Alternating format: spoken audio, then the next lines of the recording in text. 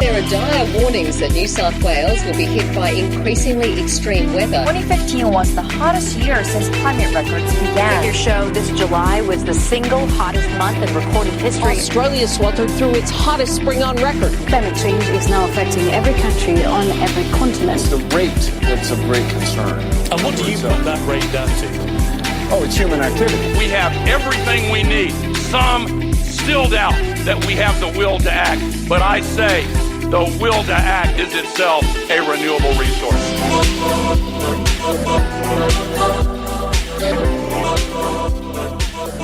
Hello and welcome to Climactic, the voice of the people on climate change.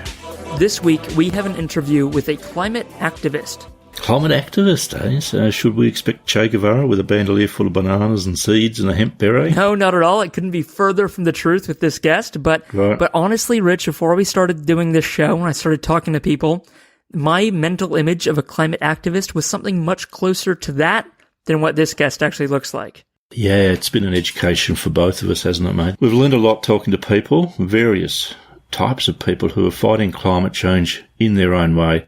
And climate activists come in many shapes, sizes, backgrounds, ages and locations. That's right, and they're all united with the desire for a better world. That's the common denominator between all of them. Okay, Mark, so what's this interview about? Well, before I tell you what it's about, I'll tell you how I met Doug. I met him not long after I moved to Melbourne, and I was actually his waiter at a restaurant I was working at. He was wearing an Apple t-shirt, and naturally, if you know me, that meant I just had to start a conversation with him. And we got talking. Absolutely. And speaking of talking, it sounds like you can talk to Doug for hours. Can you tell the listeners how long the recording went before we did the editing?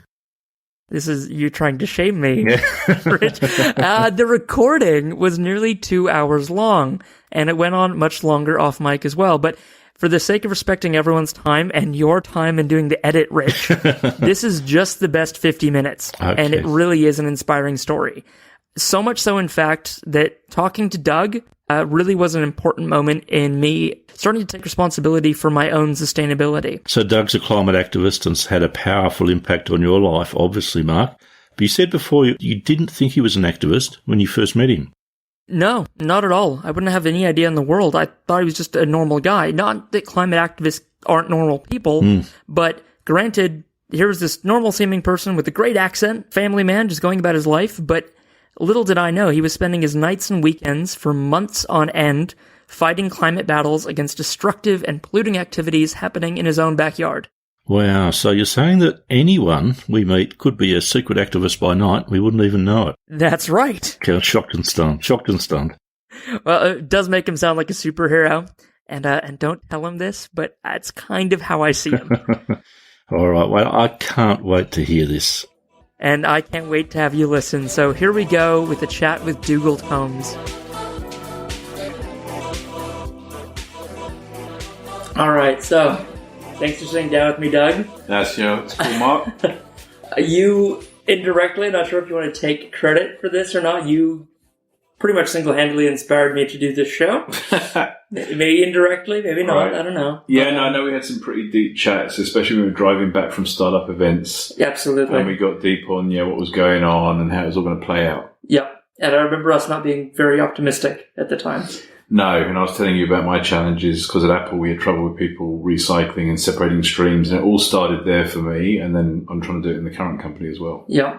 When you say it all started there for you, so what the show really is, it's chats with normal people about sort of their mentality, how they find it in them to care about these things that are, so far outside of ourselves, but it's all the results of our little actions that all add up to this stuff. It does all add up. So it's on one hand, it's taking responsibility for all the things we have to avoid things we don't want to have happen. All our negative end of the world chats. If we don't want that to happen, we have to be doing a lot more. But then, I remember because you said, that chat, that's really heavy. And we started going, oh my God, where have we gone? We've gone down like the rabbit warren and we better pull ourselves back out. And I heard your little intro that you did the other day on the other podcast talking about, yes, we've got to do something, or you felt like you can do a podcast. You've got the technology and the know-how. So just get on with it. And that's kind of cool. That was inspirational to me because I haven't done a podcast yet. Oh, well, there you go. Everyone says, hey, you should talk about all the battles you've had in defeating these nasty carbon-emitting power stations and stuff. So I've done my big stuff, people. and then I'm trying to separate my waste streams as well and do my little stuff. That's right. Well, we can get into all of that and sort of how you keep fighting that fight. So can I just ask, just straight off the bat, where did you get started with this? Did you grow up with a climate sort of mindset? Were you aware of environmental issues growing up? So yes. So I remember distinctly as a teenager watching Newsround, which was a news show the BBC did, which was for kids to distill the issues of the day and put it in their language. And the one that stuck out for me was the ozone hole. So up in Europe, we knew that there was a hole opening up in the sky and it was letting radiation in and we were all going to burn. And that led pretty to the vivid whole, for a kid. Yeah. I mean, you're like, oh my God, the world's falling in. But the answer was to ban CFC and to learn, well, what is a chlorofluorocarbon or whatever it stood for? Yep. Same to a chlorine and things like that, bad gases, as I've since learned. And I remember us all having to do our bit. And then there was monumental shifts in industry to do away with CFC that was in hairspray. So I remember my mum talking about that. Yes. And my dad in the fridge. And so there was just a natural requirement to turn everything over and get rid of this stuff and move to other propellants, which we've done. Yes. So that was it, really. The genesis for me was, wow, the ozone, I remember distinctly. And I think the way they positioned it was, here's the problem. So, the situation, what's going on, then the pathway to fix that, and then governments rallying behind it, people rallying behind it, because it was going to take some time, obviously, for the turnover of fridges, for example, to then be, newer ones with different, gases for chilling. So it was kind of getting those companies as well to turn away from CFC and hairsprays. You had to get all of the Procter & Gamble's and the big guys at the top end of town all had to be convinced, because probably CFC was cheap, right, as a propellant, and it was probably a huge effort and cost to switch. Yeah, there's already the supply chain. So like even if there's a propellant that costs a little bit more, the cost to change over would have been massive, but the public will was there and it happened. I think, the public, obviously, and the fact that I'd seen a show as a kid and we were aware of it at school, so just like my kids go and learn about climate change now, as we call it global warming, because, the first thing we knew about was, well, if you open up an ozone hole, a lot more radiation, we're all going to heat up. So, of course, I still resonate with the term global warming. The ozone hole issue was resolved. There was massive action. It was worldwide. It happened. And you went on with your life. Yeah, and if you go and check out Wikipedia or whatever, it'll probably tell you the whole sort of timeline that happened. But of course, it was just a thing that needed to be done. Yep. Everyone was on board. I don't remember what that turning point was, other than just being aware of updates happening in the news. And so there must have been an awareness campaign being run by someone, and it may have been activists like I became later on, going, well, someone's got to speak up. Otherwise, governments don't shift. And governments have put there by us, so we elect them to be in their position. But they won't do anything unless you also then give them direction of what to do. Yep. Otherwise, they just sit around in their office and don't realise it's going to be something that we need to tackle. And they're always after the vote. So they're just driven by popularity contests these days, especially here in Australia. So you turn around and say to them, I'm not going to vote for you unless you do something. And ultimately, that's how we influence like the ACT Greens. If you're going to ask me about why am I an activist, so this is interesting from from my point of view of looking back as to why I became an activist later on in life, to say I can fight against some of these things that I don't agree with that are going to impact my air quality. I came across a school project the other day, really funny. I was going through a box of keepsakes. I don't know why, but in there was a project that I did that was to fight against a big central through road. They wanted to build in Epsom, where I was living with my parents. And my mum at the time, because my grandfather had been an activist trying to save trees and, in touch with the countryside, right? Yes, you go back to my grandfather on my maternal side.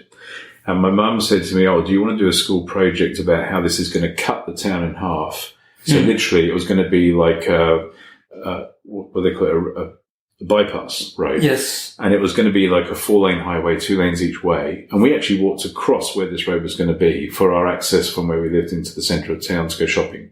And we used to like to walk down and go and see the local butcher, baker, all that sort of stuff. Feel. Traditional village town feel before the massive mega centres from the supermarkets came in and everyone started jumping in cars to go shopping, which was mad to us, right? Yeah. So anyway, this road was going to go in and we fought against it on a number of fronts. And it was the council at the time wanted to make a bucket load of money from private sector to build the road. So there was a financial driver for them. And these councillors, we looked at it from the point of view of they're there only in a temporary period of time. And then they'll move on and they'll be gone. But the damage they leave behind will be massive. So we fought to save a specific parkland and area of trees where this was going to go. And I remember standing on the street and interviewing people and saying, do you care about this issue?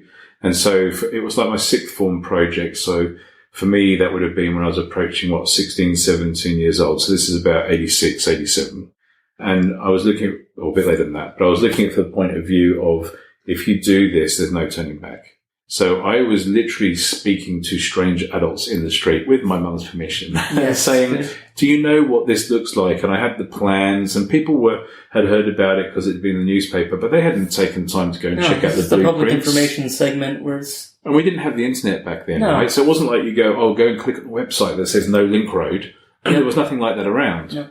So it was some school kid doing a project, doing canvassing and interviewing on the street, putting this data point together saying, most of the people here think this is crazy, and taking that back to the council. Mm-hmm. The project was abandoned. So I achieved what I set out to achieve, which was a huge win.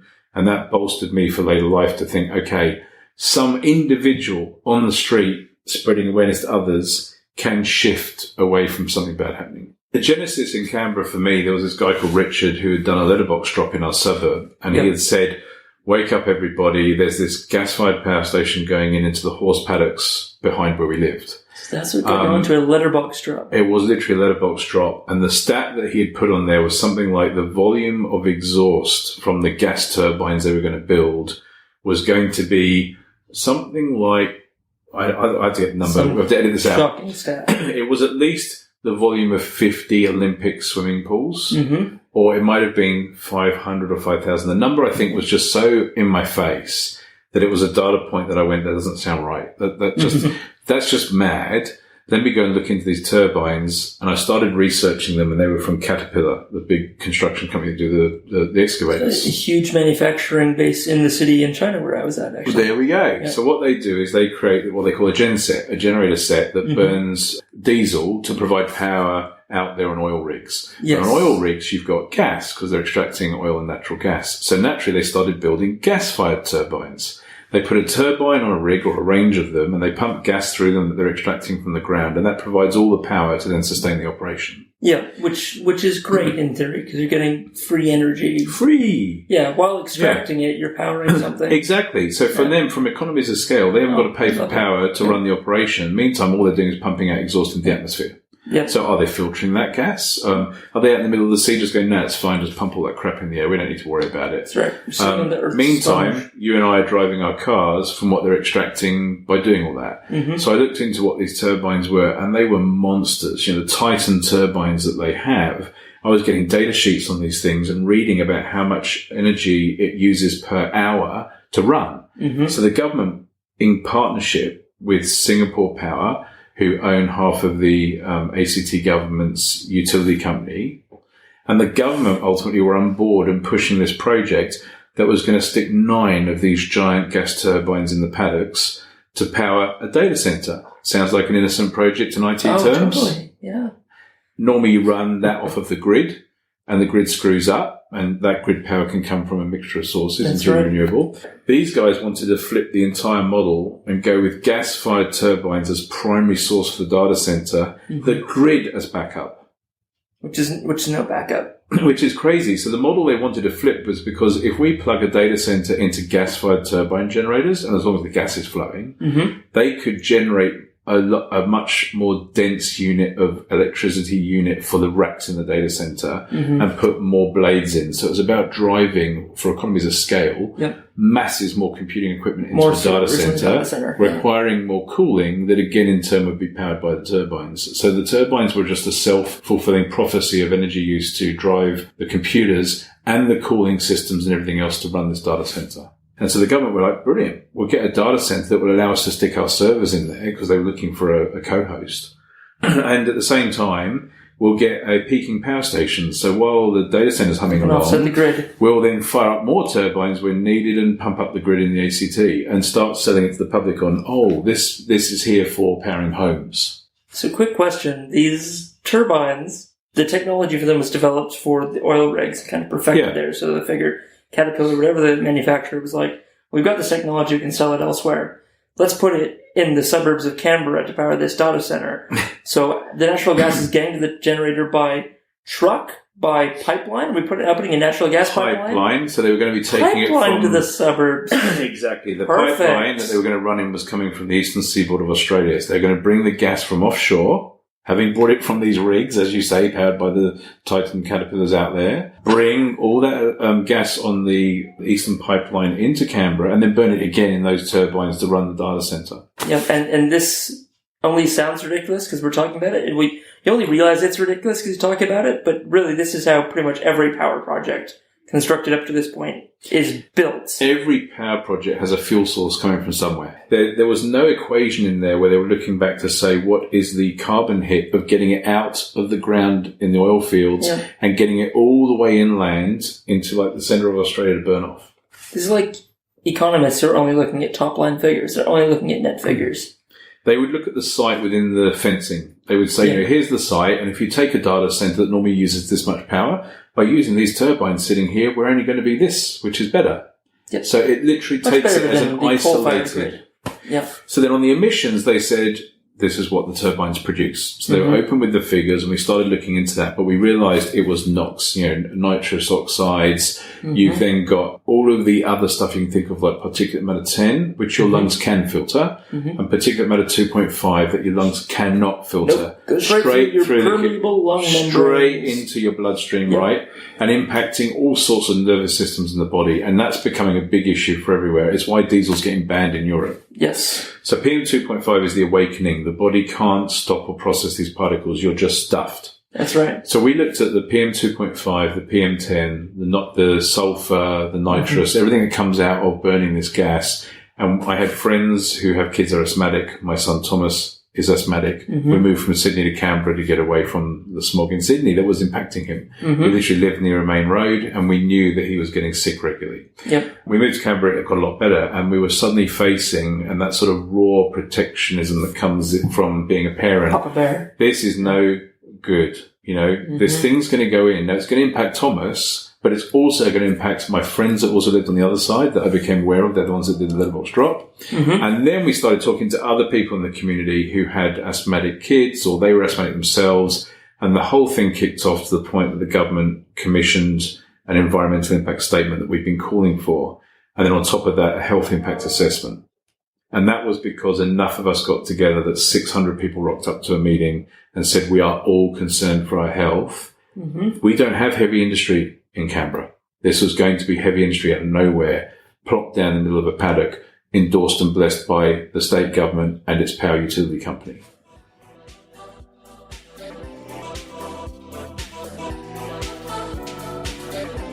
You're listening to Climactic, the voice of the people on climate change. I'm talking to friend and climate activist Dugald Holmes about his battle, or should I say war, with giant gas power companies looking to set up a massive polluting power station in the heart of the ACT. Yeah, a bit of a cliffhanger there, mate. The ACT government, a Singaporean power company, business, intrigue, natural gas generators. It's really edge-of-the-seat stuff. I mean, what's going to happen next? Well, I'm going to keep you and the listeners in suspense just one moment longer, because first, we want to let you know what you can expect next week. It's our Waste Special, the first of our monthly audio magazine episodes. Waste? How can that be interesting? Well, when we're talking international business, soil depletion, council budget blowouts, and how it affects us in the community. More specifically, we're going to look at how China's decision to change the rules on accepting our recycling is having an impact on our local communities.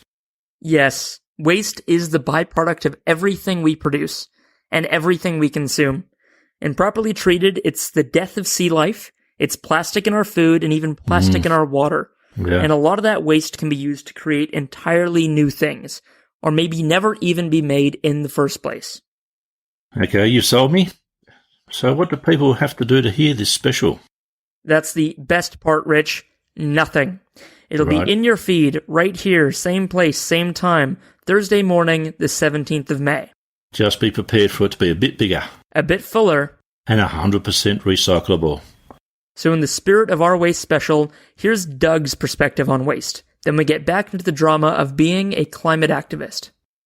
When I then sort of was aware about my dad separating out our recycling. So quite early on in the UK, they were giving us curbside different tubs to separate out. I think it was even like coloured glass, maybe even like green glass was separate to clear glass. And there was only limited things that they would recycle. So there was like newspaper and there was glass. So there wasn't really cans initially. And then, of course, there must have been evolution around recycling technologies that allowed aluminium and steel and everything else to be recovered. And then I remember, I think they gave us a tub that was a mixed waste stream. So they must have put in a MRF, some kind of recovery facility that was able to then strip those out. And we started to recycle more and more. And it was kind of an incremental thing that happened. It was over years, but then it just became the norm. Yes. So I grew up with it. And now, I teach my kids that. And I teach my wife we can actually separate soft plastics. Nothing that they've ever done before, but I could put the extra effort in taking that up the street, and that's another stream I'm helping to recover. That's right. I hope, because I don't know whether it's actually ending up. So, my challenge to you is how do you get those big end of town to confirm what they're doing? Because I go down to the shopping centre and I see Veolia, massive global company. Their logo I suddenly recognise, and I recognise it because I was looking into the incinerator facility near the Thames in London, because that is burning the waste. It's an incinerator, right? They call it an energy recovery facility. It's a nice way of dressing it up. Incinerators, burning trash, driving turbines ultimately from the heating water and steam. That's fine. But it's one of the most inefficient ways to generate electricity from an inductor or a turbine. You may as well just run it off of natural gas, and that would be way, way lower footprint.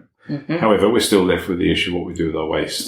So Veolia was a name I became aware of when I started seeing it and noticing it in the shopping centres where I am here in Melbourne, and I've come from London where that was. And I was like, holy shit, this is the same company in two parts of the world, as far apart as you can get from my homeland to where I now live. And they're just owning this stuff everywhere. Absolutely. And then I became aware of JJ Richards. They're another big one, and they do all of the waste for Queanbeyan across the border in New South Wales. So you're talking cross-border issues, because New South Wales started trying to introduce the proximity principle, which is that your waste should be sourced and processed as near to where it originated in the first place, a bit like food miles. Yes, it's decreasing that transport element of the cost. And I was hearing about these guys, I know it's JJ Richards specifically, but Ian Maloof and Darla Dump, these guys were just shipping waste out of New South Wales by train, because it gets around this proximity law that apparently only applies to like road transport. And so they're from a railhead, they're just sending waste interstate, and it's out of my hair. It's not my problem anymore. It's gone across border. And we started getting into that discussion in Canberra because they were pitching another incinerator there with a railhead and saying that, if we can't actually recover the materials, we'll end up just shipping them off again to, say, Woodlawn. So cross-border into New South Wales from a rail terminal. So at the end of the day, everyone's in it just for their own little piece of action, and just ends up shipping the rest off as far away as possible, and you forget about it. You don't know where it's gone. Absolutely. So I think we need to ask more questions. Where is it going? What are these companies doing? You are trusting them, and yet you don't know whether they're doing what you think they're doing. And because they don't have a lot of transparency around them, they're acting probably in a responsible way financially. They're saving costs wherever they can. They're maximizing their profits for their shareholders. But if the transparency was there, we wouldn't give them contracts. The secondary problem is we're not funding them in the right way. Yes. So, the way that the government is legislating for landfill fees, and they're trying to avoid that, that's then driving them to take the material somewhere else, like an incinerator. Yes. And they go, win-win, right? You get to avoid landfill fees. So therefore, anyone who's collecting waste, like JJ Richards in the street, is quite happy to hand it over to the incinerator operators. So there's this huge push, especially with the China freeze on recycling, to say, no, don't worry, we'll just put incinerators in and burn the stuff. It gets rid of the problem. They disappear. But to me, that's just landfill and recycling material redirected into the sky. Yes. Huge environmental hit. It has got no concern for the planet or what's right, especially if the stuff, when it gets buried, is actually inert for hundreds or thousands of years. I know that's also a bad thing. Yes, but it's a less immediate problem. Yeah, what is the lesser evil right now? That's right. Yeah, that's a really big debate we need to have in Australia, because that's facing us right now. When I bump into people and I pitch this stuff from my understanding, where I understand the 6 codes of plastics from PET through to polypropylene and polystyrene, and I got to learn all this stuff about what can actually be used for How can different forms be processed in different ways? And some companies just write stuff off and say, like, for example, the soft plastics, no, too hard, can't be bothered because it would jam machines up, with machinery, so cling wrap and stuff like that. And yet there's a company called Plastic Forests who've actually developed their own techniques to handle that plastic film and to turn it into bollards and the seats you see in school playgrounds where, the plastic planks are made from soft plastic material.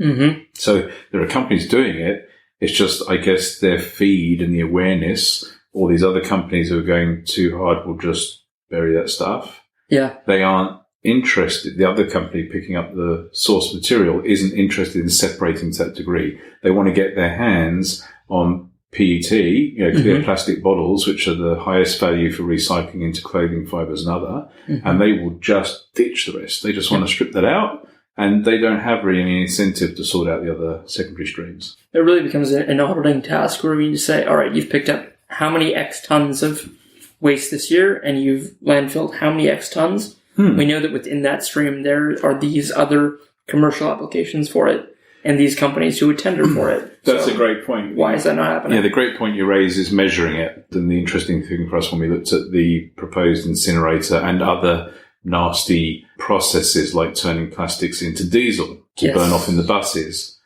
the answer was there was not real waste data available from the ACT governments who did not have that data to even tell the industry players, oh, by the way, this is what you'll be dealing with. So they're almost pitching blind and going, well, if you guys don't care, if at a government level you don't care about actually measuring the volumes, then we can just take you for a ride. Just give it all. Which is hilarious they don't know because every company selling the good in the first place with the packaging knows what they sell down to the unit. Yeah, because you're paying for that. That's material cost in your supply chain. And then you just pass it on. I mean, as you know, it's there. It's in the shops. It's in stuff you receive. Get your shopping bag home, your plastic shopping bag, and a third of the volume of what you bought is packaging. Yeah, so on that point, I know personally I've got a general feel and a vibe that we've taken our home bin from, being like 2 bag loads a week down to probably 3/4 of a bag. And so a lot of that is the soft plastics coming out, which of course a lot of it is voluminous that takes up space and air. When you actually strip that out, squeeze the air out and take it back and drop it off at the deposit bins, the volume is mainly air in amongst all this packaging stuff. Well, Doug, you know your stuff about this, and I want to get into why you know it so well. This is information you've learned over years of actually fighting campaigns that are in your backyard. Before I get there, I have I've asked you what was your moment, and you grew up with this stuff in the UK, but then you went off and you had your career, and you just sort of lived a normal life, kind of away from the environmental side. You're working at a software company, then you're working at that Californian fruit company. Can not name it if you don't want to. Apple, yes, I was working at Apple. That's the one. Who are very environmentally sustainable. So that was just reiterating in a commercial sense a company I was working for and believing in everything they do around Earth Day, everything they do against electrical offsets, building their massive solar farms. So the company is something like 98% green on its energy now, and it's that last 2% that's striving for, taking so much effort. Just me being able to quibble with that. Yeah, but they don't do their own manufacturing. They're 98% renewable on their data centers and on their retail arm and maybe on their offices. But that's the only thing that Apple does. So they account for it in the global picture. So if you wanted to challenge those figures, you'd have to say, are Foxconn, their manufacturing partners in China, honouring the requirements Apple put on them? And Apple are very stringent and know that they could be pulled up by their shareholders, which, as you say, they're a company operating for their shareholders. Ultimately, if they're caught out, then that breaks the trust that the public has with the company. From its recycling, from a cynic like me. From the recycling programs in the store as to how they break down and take back old pieces of hardware and do it in a totally responsible way, versus people just dropping it off at any waste at the tip, and who knows where it goes. So when I was working for Novell and I was traveling the world, I myself personally signed up to a company that started in Australia called Easy Being Green. And I became aware of them because they were jumping on the bandwagon with the government offering rebates for switching out your light globes. So you take your light globe and you go to compact fluoro, and therefore there are the energy savings, and all the electricity utility companies were in the shopping malls at the weekend going, here you go, here's a 6-pack of globes, stick them in at home. And there was this huge shift to try and get off of, tungsten filament. The irony being that all the globes that you were sticking in were made in China, had just been shipped over on a ship from China. Yep. All the raw material, there was no integrity around the supply chain of these globes you were sticking in your home. The factories they're coming from were... And you're then throwing away perfectly good tungsten globes that could continue running for some time. You weren't waiting for them to blow. You were proactively switching out. Now that ultimately, like the economic stimulus the government did a number of years ago, and everyone went and bought big flat screen TVs, which the money ultimately funnels back to the supply chain and the manufacturing in China. We were all enjoying our nice flat screen tellies and it stimulated the economy, but it wasn't spending the money back into directly our economy locally. That's right. And it wasn't developing our infrastructure and our means to be a more sustainable place. We were simply consuming less power per inch of television. That's it. And so ironically, so Easy Being Green was a way for me to say, right, I'm a global executive, I'm jumping on planes, I'm flying around, I want to offset my carbon footprint. And they gave you the calculators and tools, and were one of the first companies that went from doing the globe replacement program for the energy credits from the government, and they were all cashing in at a federal level, and that helped them obviously sustain their business models. But I signed up and paid for an annual program based on a number of flights or a certain Ks of travel. And that then allowed me to feel like I was offsetting my footprint. And that was totally off my own back. Company didn't pay for it. That was just me going, this is just the right thing to do. And again, it might be that upbringing that just led me to go and find a company and pay attention that it was more than just the light globes. So I started working for Novell in 98, and I'd come over here to Sydney, and then I was obviously traveling around Asia and then over to the US. And that's when I became aware that, yes, I must be tied up with this footprint stuff, but only because I guess I probably saw an inconvenient truth around the same time. That was early 2000s with Al Gore and going, oh, wow, there's messaging in here that everyone really should pep up and look into. Notwithstanding, here we are today, I'm 44, and in my lifetime, the global population has doubled from like 3.7 billion to 7.4 or some stupid number I can't get my head around. That's right. That just keeps motoring. And I'm like, wow, that's only 40 odd years of my life. That's right. That is just insane. And so if you carry on going the same way, making the same mistakes in every country that's developing as we did through the Industrial Revolution, we will just compound the issue again and again and again. The swimming pool metaphor you said really got to you. It was some way that sort of an understandable representation of the output. So it was a volume, and I don't know whether that at that time wasn't about the health impact. So what gases in volume that would impact your lungs. It was more about the volume of CO2 exhaust coming out. And that played to my raw global warming route. Maybe out of a justification for why I spent so much energy on it for the year. To the point that it really strained our marriage because we were going to lobby the government at meetings, including their launch of their election campaign. There were there were meetings that we held once a week to keep the public informed, where we had to assemble all the media coverage for the week, like a bit of media watch. So I was, recording stuff off the TV, getting the newspapers, scanning, putting all this content together to keep people informed, because there was this really strong community group that had come together. And we were well organised because we had people like myself and others that could spend the time to keep an eye on what was going on. So when we pulled all that together, that took time. And that took me away from my family. And my kids back then were super young. So back in 2008, 10 years ago, my daughter was 1, my son was 2 or 3. So you look back to that, and this is a decade ago, just reflecting on that, suddenly realising we're in 2018. This was 2008. So looking back, it's vivid memories of yesterday of the strain it caused, and my conflict with, I need to do something about this, and I need to help drive this group. Otherwise, I feel if I step away, it might slow down and not see it through to conclusion. The flip side of that is it did reach its conclusion, which is the project buggered off. Very good. And it was my first win. Well, could you describe the feeling of that win? It was really interesting. We met with the business correspondent at the Canberra Times saying, you must be really happy. And he met us and had a group of us in the city talking through what had happened.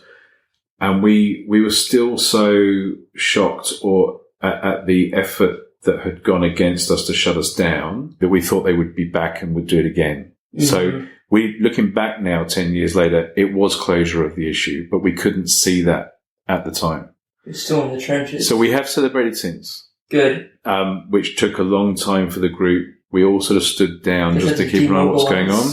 Yes, went into a sleeper mode is the way I think we put it. The community group has been present and active ever since and keeping an eye, and then sparked up for the next 2 issues we've just been fighting recently. And see if I was a good interviewer and like, oh, see what I can do in the edit. But I'd be like, so like, I were involved. How many hours do you reckon a week you were spending doing this? And at the end of it, could you imagine having the energy to do it again? And then you'd be like, yeah, 2 more times.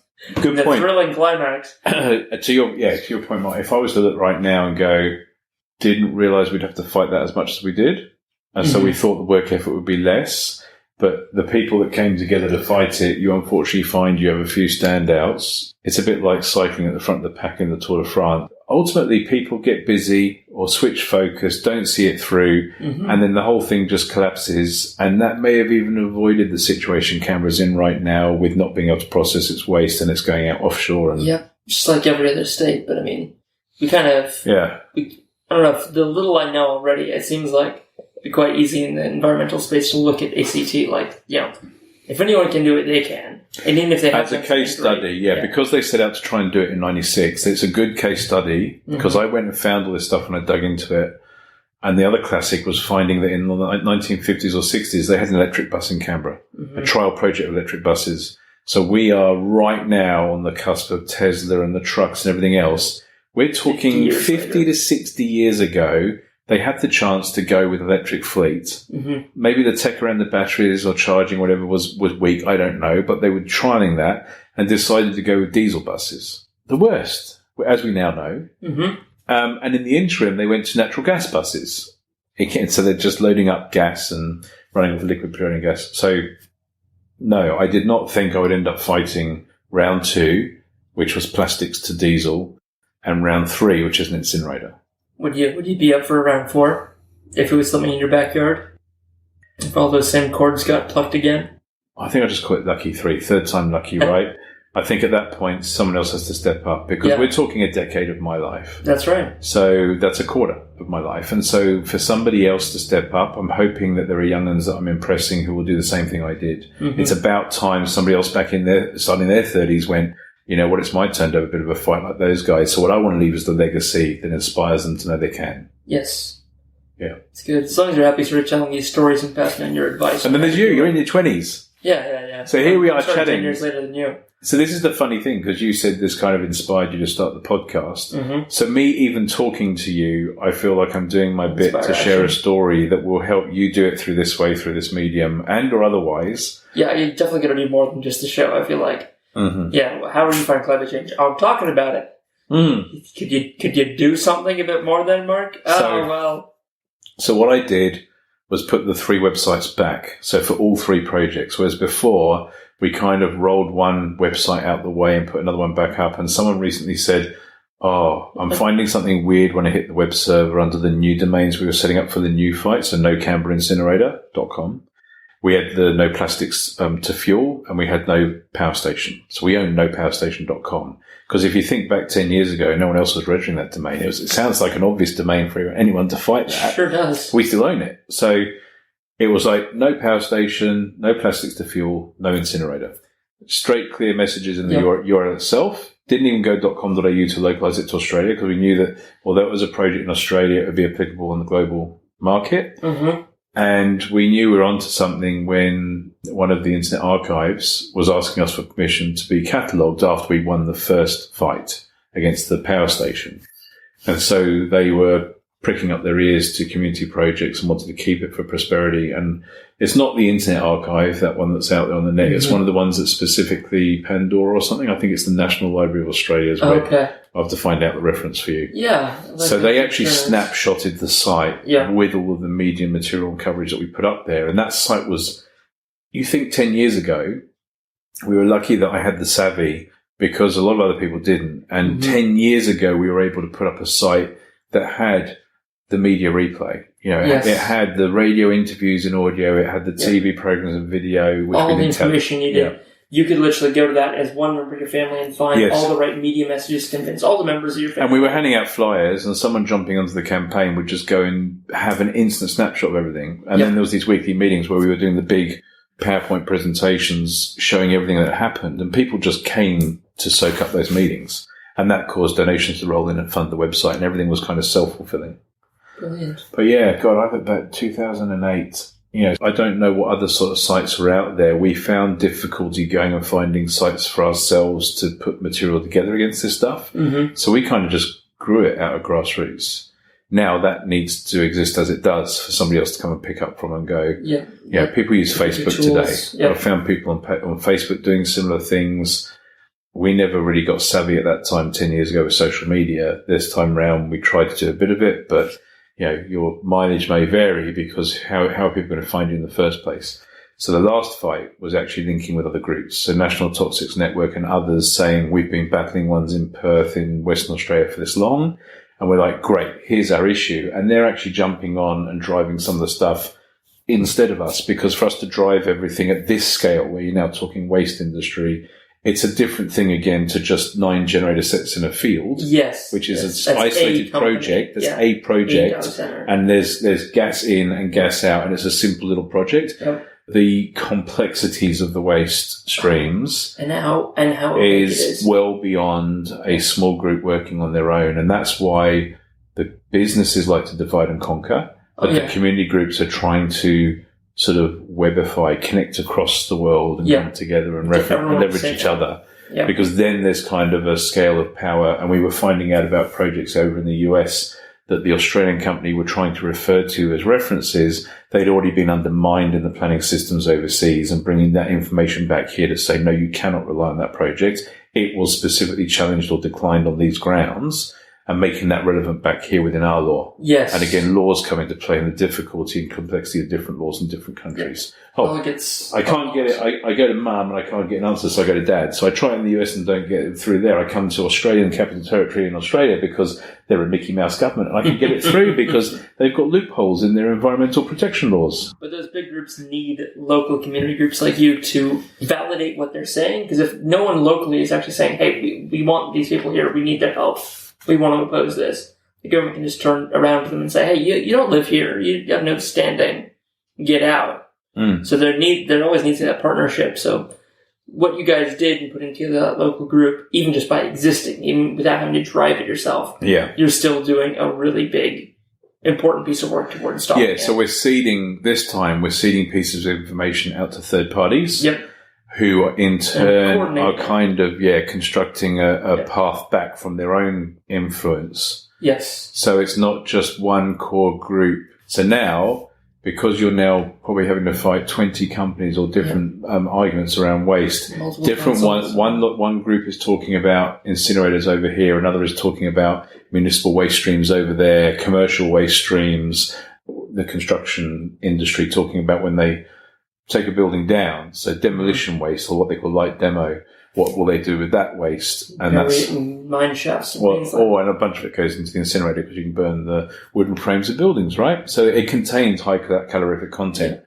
You wouldn't think that concrete tiles from a roof burn. They burn brilliantly once you stick them in an incinerator at a high enough temperature. So they can literally just throw in commercial demolition waste and just burn it. I wish the expression on my face could make a sound. It's just like.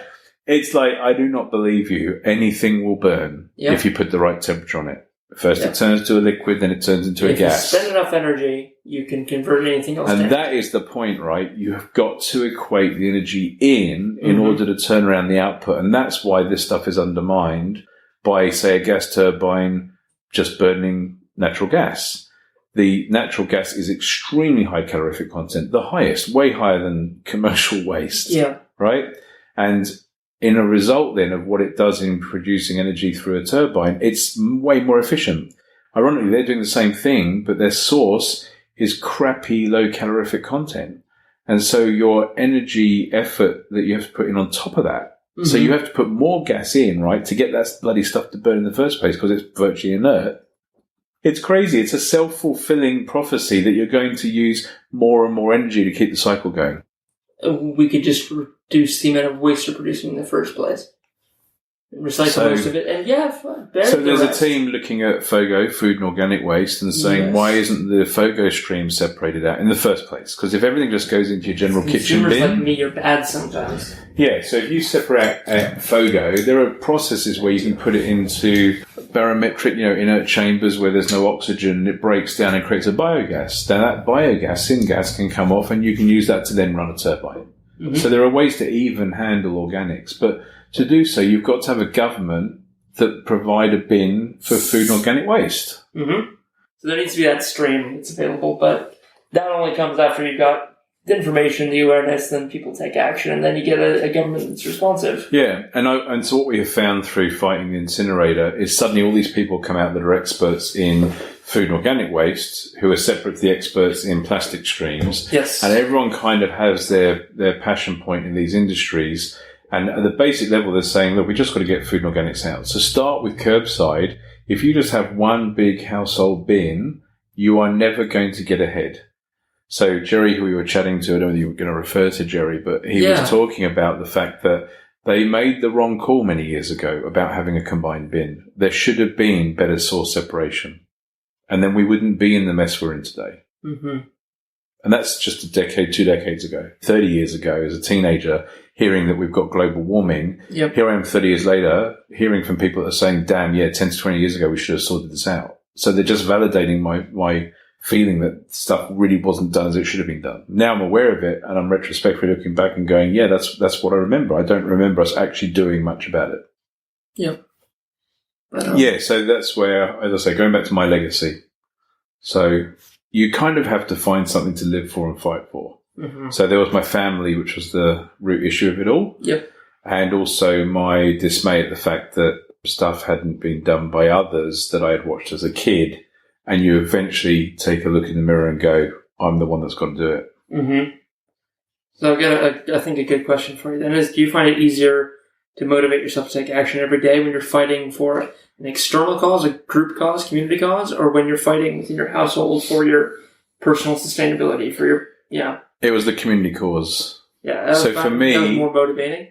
For me, I can do so much on my own in my house. Yep. And then it ends. It plateaus. Yep. By getting the community sparked up, and then the number of people kept growing and the number of awareness kept going up and media outlets started showing interest, it's actually a buzz. Yes. There's a buzz. And so it drives you because you are seeing the impact that you and a fellow group are having on a wider group. Mm-hmm. And it's what everyone feeds off. You go on Instagram and post a post for someone to like, or you go onto Facebook and post a post so people can comment. And the bottom line is we're all driven by a wider net. So I've got my wife and my 2 kids, love them, but at the end of the day, I was probably feeding more off of 100, 200, 400 people out there hanging on for the next update to find out what had happened in the media that week, or what progress we had made in fighting the big guys. It's what makes people motivated to do something ultimately meaningless, like Instagram. It's that same feedback loop. It's a powerful Which is thing. weird, because if you use Instagram just for, hey, I've got a nice smile, I've just had my teeth whitened, and everyone goes, yeah, fantastic. Or here's a nice sunset, yeah, cool, you're sharing a bit of nature and people are getting off on it, is very different to using it for an activist cause and actually seeing impact that fights away, the David and Goliath battle and wins the battle, and then actually says, you know what, that paddock is remaining a paddock, and it's not a massive gas-fired power station. It's on the equivalent of 30 semis sitting there idling 24/7. Something like that. And the other thing is it's now a solar farm. So just in the neighbouring paddocks, it's one of the largest solar farms around the area. I think it's called Mugger Way Solar Farm. It's a big conglomerate, I think mainly funded by China. Yeah. But they came along and they said, we want to cut the government subsidy. So after the government moved away from the gas-fired power station plans, as a result of our input, they went to solar. And so they built 5 solar power stations in Canberra. But I'm just talking about what I know here. So I've just relayed to you everything that I came from London. Mm-hmm. This is what I did in, Sydney. I was kind of in that self-sustaining state of easy being green. Mm-hmm. And then Canberra, I was in the fight of my life against big transitional fuels being pitched as this is the anti-coal, and so you've got to let gas go ahead. This is green. Mm-hmm, which it's not. And then I ended up fighting the second round, which was the fuel, and now we've got incinerators. Just each time, it's another wave of another factor that's going, this is just business. We just want to set up a business using this stuff. And in our world, if you just look at our four walls, it all makes sense. Don't look at the bigger picture. This is just what I know here. There are other people like me having these battles in cities all around the world. Right. And it's at a scale that needs to be thought of globally. You know what's really encouraging, though? is that these people are out there, they get their technology, they're pitching it, they're going for it like mad. The factors that are motivating them to work that hard toward it can be harnessed for good as well. So there's people out there selling solar like mad. Yes. And they're just thinking about the dollars and cents. That's all that motivates them. But god damn it, they're doing well. There's solar being put in. Thousands there of is, panels a instead day. of gas-fired turbines, because we were able to stay the gas for long enough that the solar operator could get their foot in the door, and then bosh, there's a win for everybody. That's right. Right now, this is a rearguard action because we've got China's blocked our waste. We need to know what to do with our waste. Right now, no one's got a recycling solution, really. We've really got sequestration. We've got landfill, put it in the ground, and we'll figure it out. Or we've got burn it. And as soon as we got an option 3, which is better, you won't have this fight anymore because it's obviously better. Yeah, and I was listening to a podcast the other day, and it was talking about, the cost. Was it the one that you guys did? But when solar ends up being the de facto because the costs and dynamics are there, then why would anybody, because we're also driven by money, whether it's an individual level trying to save, because we want to save, we're trying to stretch our money as far as we can go. Naturally, businesses are the same. As you said, the shareholders are saying, we demand you to be financially responsible and fiscal responsibility.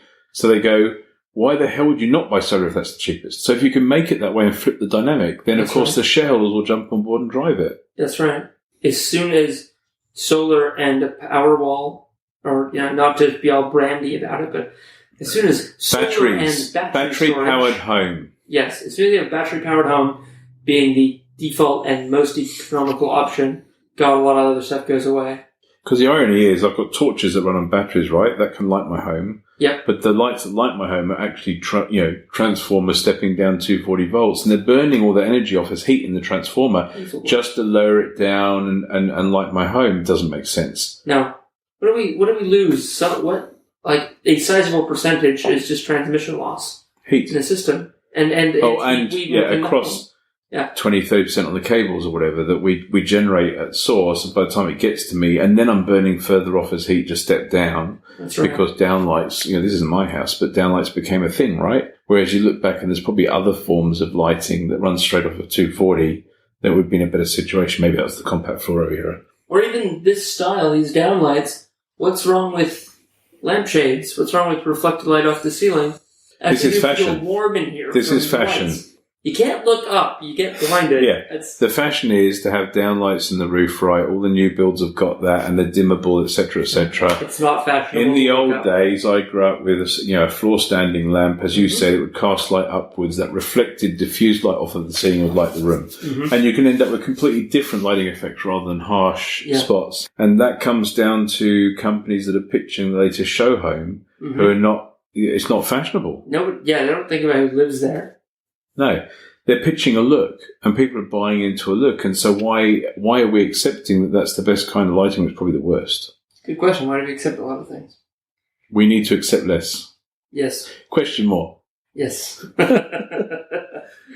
What did your notes say? Oh, this is like my generic questions for people who aren't as driven as you. Yeah, right. It's like, do you wish you were ignorant of climate change, or would you choose to know? This is the red pill, blue pill question. Everything else stays the same. You just to your point of saying, do you go to the despair? Yeah. Because I know what I know, to a depth that I probably shouldn't, because I've done all the reading. Yeah. Linda laughing about me knowing that I'm selecting a particular air purifier because it won't kill her through ozone production. Oh, that's a silly doubt. Why would you know those things? It is just like, I want to know. I'm intellectual and I soak this shit up, and I will get it from every source at every angle until I'm satisfied that I know enough. So if I've got all these tools at my fingertips, for me, it's about trying to assemble that in my own context. Yes. And then once I've got that, I'm making an educated decision, or I think it's educated. It could be wrong, and someone will correct me later. But right now, I'm not finding somebody going head-to-head with me, challenging it otherwise. So that data point, that's the best one to get right now, is based on reading blogs of people in China saying, oh my God, I live in the world's most polluted city, and this is the difference it's making to my life. And I'm going, that's cool. Pretty good opinion to take. Yeah, so I will go to that source, and it may or may not be right in years to come, but right now that drives my decisions. So I can say that's good enough. Because otherwise, if I went to just a catalogue on Amazon and picked a product, I could end up with a complete furphy. I've got no idea. That's right. And I'm not going to trust just a review that could be a thumbs up, thumbs down gaming of a system. That's but when right. I read a guy who's writing something and I believe his story because he's saying, I am suffering every day and wearing masks on my way to work. And so at home I took 6 units to test. I'm giving you my raw, unfiltered input. And you read the way he's written it and you can tell it's like you or me chatting. That was really good, Doug. Thank you very much for that. What an inspiration. Yeah, it really was. What was your main takeaway, Rich? Well, I guess the big thing I took out of this interview was that Doug believed from his experience fighting as local council when he was a young boy that one person can make a difference, and not just a little bit, but a big difference. And you? For me, it's Doug's determination and his resourcefulness. Yep. He beat a giant conglomerate. He beat a big company that had the full backing of the government, the state utility. That really inspired me, honestly, to start Climactic. And I'm so happy to get to share this story.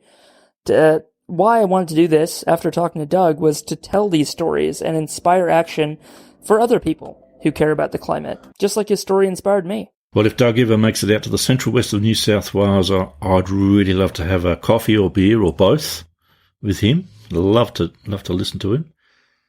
Anyway, that's all. Thanks for listening, folks. Before we go, though, we'd like to thank some people. Absolutely. Greg Grossi, our amazing composer, thank you so much for this great new theme. Yes. Check him out at Chambers on SoundCloud. That's CHAMBRES.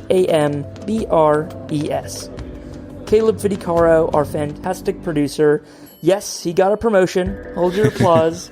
He's at Hipster Jazzbo on Twitter. Don't ask me why. Abby Hawkins, our intrepid designer. Look out for great photos soon of the Climactic logo on a t-shirt, a hoodie, and a cake.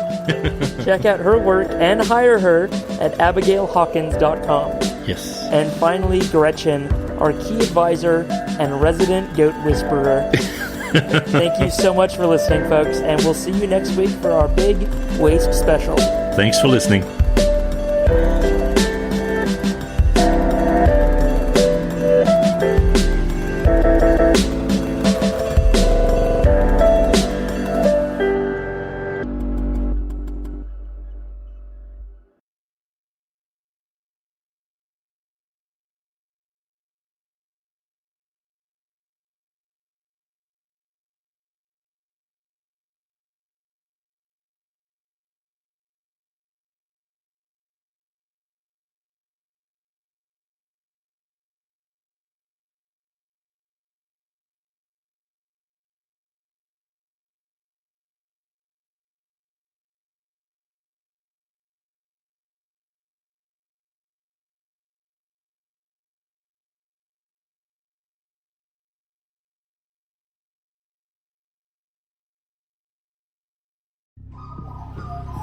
The Climactic Collective.